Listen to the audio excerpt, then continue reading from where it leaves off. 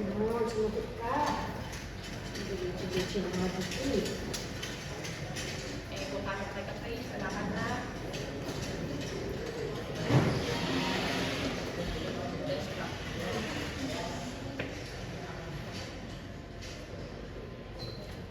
Nahanap na yung mga kaibigan ko kung nasan sila Mama Betty.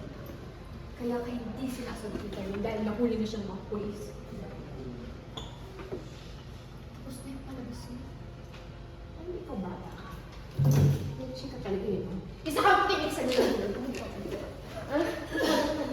Masyado ka nagmamagaling!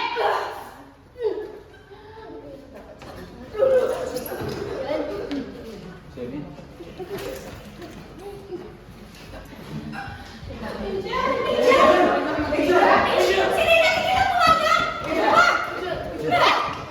Walang yaka talaga! Alam mo, sinabi ko sa'yo, ako na lang, huwag yung anak ko! Iyang-iya talaga si Satanas sa kasamaan ng ugali mo!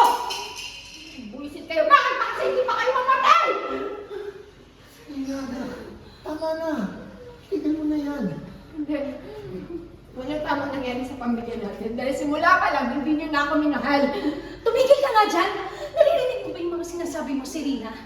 Para saan ka pa ba nabubuhay? Para sa pera?